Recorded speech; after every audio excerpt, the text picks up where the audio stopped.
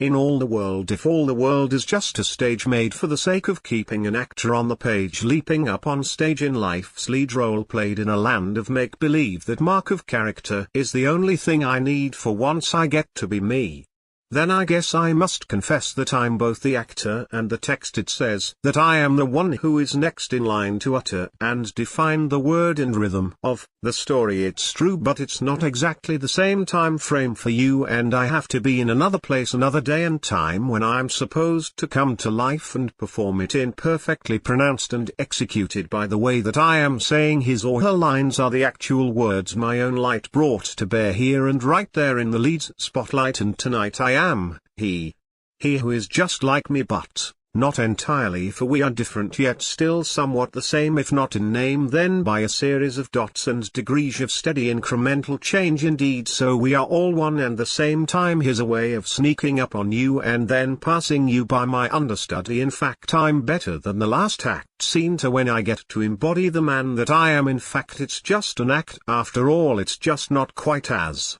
large as the lives that we've lived, with the exception of the story about you know who. I would be more transparent only if I had apparently possessed the life of a ghost or something that would see through their eyes flashing wide open and wide-dotted and terrified by the number of people in the audience. They say that there are no small or large roles or small or large actors. Indeed there are only actors, you and me, at a stage and a life, one that might be yours or mine, his or hers, theirs and dying, and thine must be true. Thou art my heart, my love, you are my partner on stage, my fellow thespian, just the same one as the time when we rage against the dying of the light. So then again you are here tonight, playing a similar role but in a different time period piece where we live somewhere else and possess some other life and time. In time it will surely come out that the truth is the truth and nothing but, and indeed it will out. Just as we will come out of the shadows, fill in the dark with our light, hit the spot on the stage where the lead's spotlight hits, and believe it when I say that I'm ready to play myself and the role of my life. In the character, whose name may or may not be the same as mine, but whose eyes reflect the same soul, the same me, the same one young world that I so desire to explore. To embody, to possess, to give and to get. Never to forget. To live, to be alive, to strive to be better. To find the form, the shape and the letter, whatever word there may be. Surely there must be two or three towards the end at least before they say their end. Perhaps a friend will reveal those two words that can seal our fate. And that will be the source of the greatest of great. The greatest life, the greatest one that we could have ever lived. Now and then, here and there, thereupon, once and then, well, once again, all at once, that we are right here, and guess what? And then one day, one impossible way, we were there. Alive, living, acting, giving, forgiving ourselves for forgetting the line, because we knew that all the time we still had the intention in mind. We knew what we wanted, what we were going to get beyond all odds, and we wouldn't forget. We are who we are, and that's all there is. And that's all there ever was. But I asked you if indeed this is the stage and this is the life and this is the way to make it all right.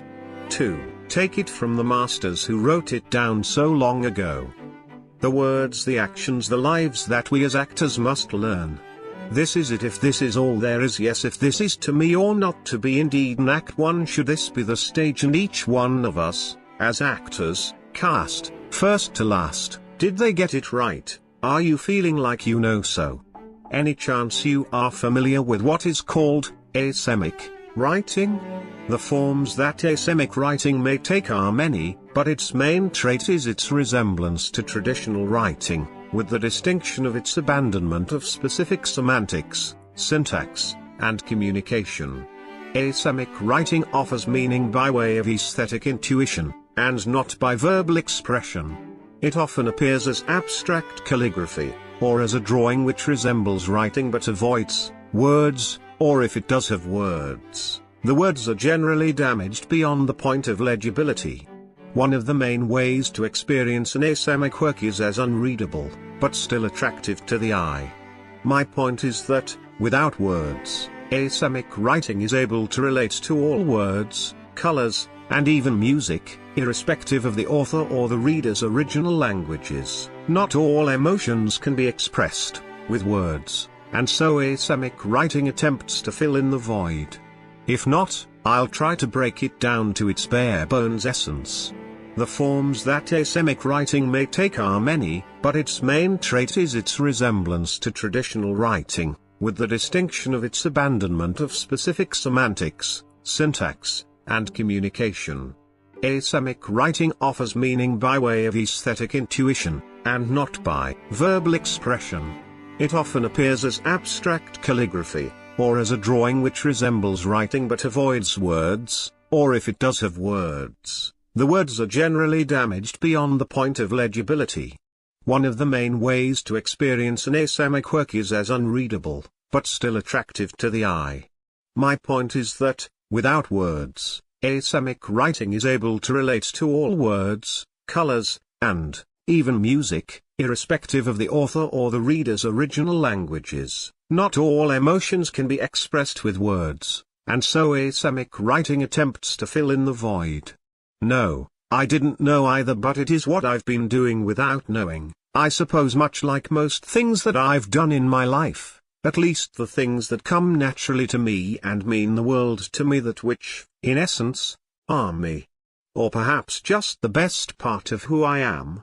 Automatically, intuitively, doing without knowing what to do, not knowing why, and yet I do. Albeit at times not at the right time, or something that I'm a little too intuitively drawn to, if you know what I mean.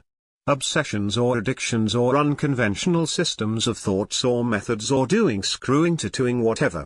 Enough of the esoteric text, the poetry and prose, because many of these things are those kind of things. The things that I do just because I do them. Just because I have to. Like writing or drawing or dancing or theater or what the fuck ever, you know me by now. But not everyone does like you. Not everyone knows me like you, and so oftentimes, in fact most of the time, especially in the early days of whatever thing I'm working on, I've gotten used to it being considered odd or outside of the norm or weird or fucked up or whatever. Crazy as fuck, who gives a shit, I don't. It is somehow, somewhat difficult when one needs the kind of affirmation that I suppose any artist would need at certain critical points in development. That's what I lean on you for, lol. But anyway, whether or not have the words to say it or to describe it, you seem to get it. Even regardless of whether or not other people get it. Because not every time, but most times, forget it. I am me, I guess, but perhaps that's not a lot like that which is the norm. As much as I am not only not even close to that, it would seem that I'm getting even more outside of the lines as I color my way through this life, as I may not be considered the dot or the period, but I still believe that I am more like an ellipsis which eclipses the thought of the average person's shitstorm, conform to the norm, sorta like the period instead of the dot, but not even close to what I was, will be in the end. And then it started as it begins, I am in the middle of it, and all at once I get it. I do, I found it on a lark and in the larger picture, but not always in line with the times. Wow, I didn't mean to go off on a tangent of poetry-ish shit just now right there. So what exactly is asemic writing?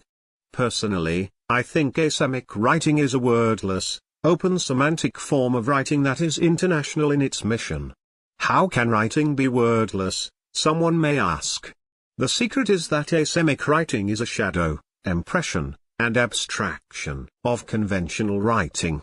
It uses the constraints of writerly gestures and the full developments of abstract art to divulge its main purpose, total freedom beyond literary expression. The subcultural movement surrounding asemic writing is international because the creators of asemic works live all over the world. It's a global style of writing. Holy fuck, I'm a we this time, a style we are creating along the way. Innovative and scary as fuck in some ways to my creative spirit, but worth it all the way, with the creators of asemic works meeting up on the internet to share our works and exchange ideas. What does it look like? I've always been a prolific writer and a not-so-great painter, an occasional actor. I just wasn't very satisfied with my creative work for a lot of reasons, and, for a long time, I was writing a novel about something or other, based on the play my company was about to produce in Montreal just before I left. It was all I had left, I guess. That's another story best saved for another time. I'd love to get your feedback on asemic writing.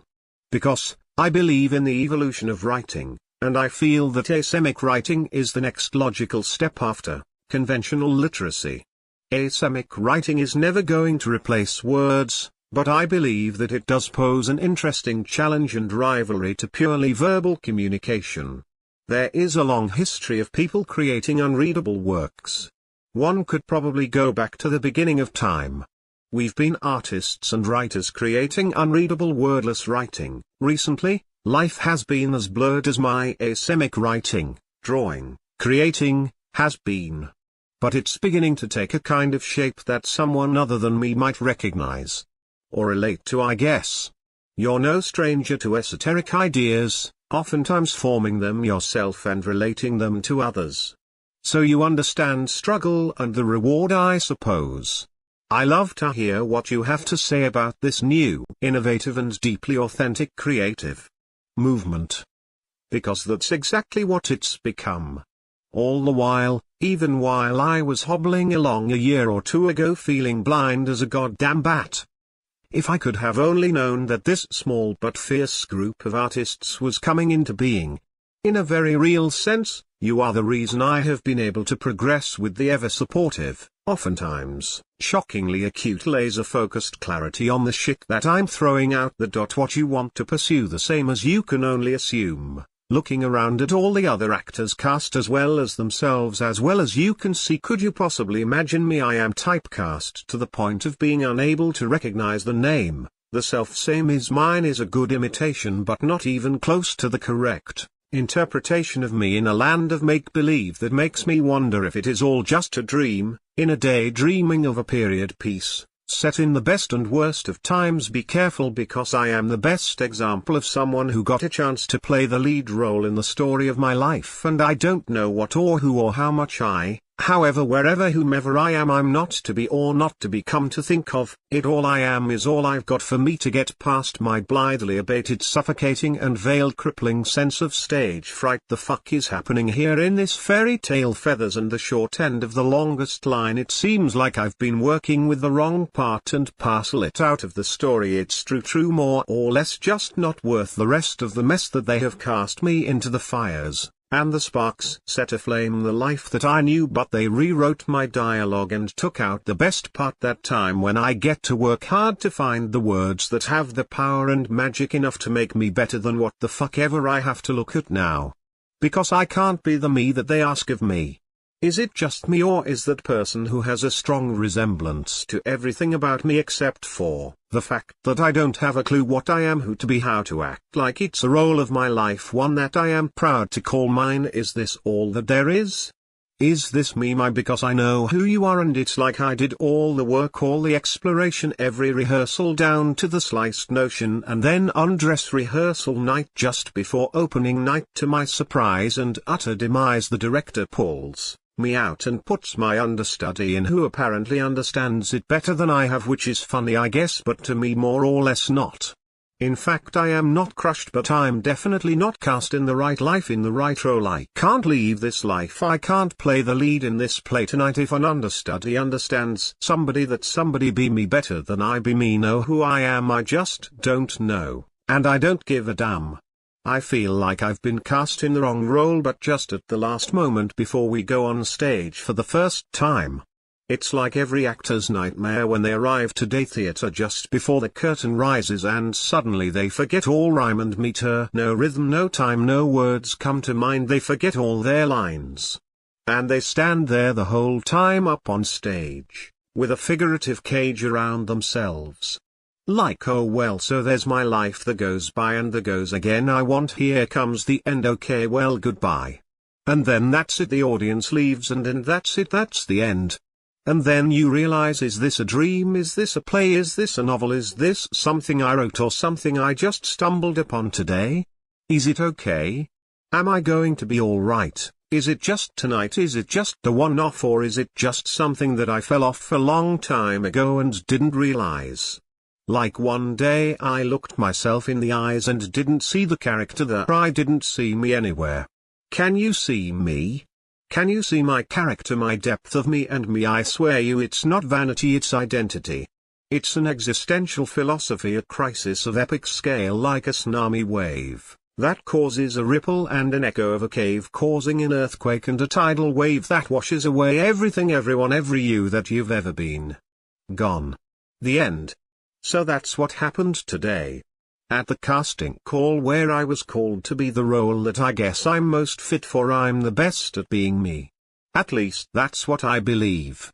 Or rather, I believe to be true back in the days when I believed and make believe and all the things that were me and all the things that were you. So can you see me in the me that I play? I mean, because you seem exactly as you seen. And real life today, yesterday, whenever it's you. I can so clearly see you, but when I look at me it's like someone else is cast in the role. I don't even recognize the face. I can't believe it, but somehow I've been miscast into my own life. I don't know if it was just an oversight, or if indeed I've lived this whole life and really never knew who I was meant to play.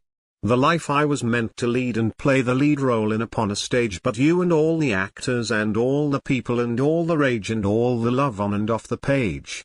Written in the margins and scribbled in the nooks and crannies of our lives, when we write our story, when we look into our eyes, when we get to the final verse or chapter or page of the book, of the play of the life. Is it all right? Am I okay? Am I still the author, the actor, the person, the one who I want to be today? Yesterday, tomorrow. Forever, after, however long after it goes on and on and on, and I am once upon a time when I was who I'm supposed to be. I mean, I'm the role, the character, I'm the one and all, the whole being, all of me, the whole being of me, the life I'm alive, I'm a living inside, and this is my life. This is my ride, my role to play. It's how I live my life, it's my lead in my play. So I walk away. No matter how hard that I've worked, how much time I put in, I can simply walk out of the theater. Start again, write a new play, write a new book, start a new life, take on a new look, even change the way I live, I act, one give, I forgive myself for that other play, that other day, the other day when I suddenly was lost right there in the place where I was living. Or sort of living in a dreamscape of escape, and more or less just the scapegoat, taking it all in stride, and every day just a little less alive, a little less me or him, are there, whomever the fuck ever I was then. Because now I'm I'm in. And amen. I'm in it to win it, I'm in it to live it, and so I will live. This play, this novel, this look, this life. Mine, my life, I live in it in real time. And that was now and now there's no past tense, there's no future perfect sense, there's just the present tense and one giant leap with no net. Just unless we forget. This is our life, yours and mine. And I'm diving into mine. Each and every time. Every time I out of the line. Once upon a time, anything that follows, every word, every letter, every punctuation mark, every period, every dots, every daughter I and cross T. Every one of them me. Every syllable, every dash, every time I backslash or I slip over, trip over the lips of a Freudian slip into a box of metaphor and allegory. Into a no-holds-barred now or never, not whomever or whatever, but precisely what and who I am. Who I know that I am. Who I want to be. Who I am, indeed me. Just justified by the means. And the ends and the in-between, all me. Spoken, unspoken lines. Each and every one is mine. I'm the actor, the thespian, the artist, the person who is appropriately in my own life. And that Shakespeare said, each and every one, every man and woman alive, nothing more than an actor on stage playing a part, playing it for the age and time that they're in. To be or not to be, let it begin. Let it end.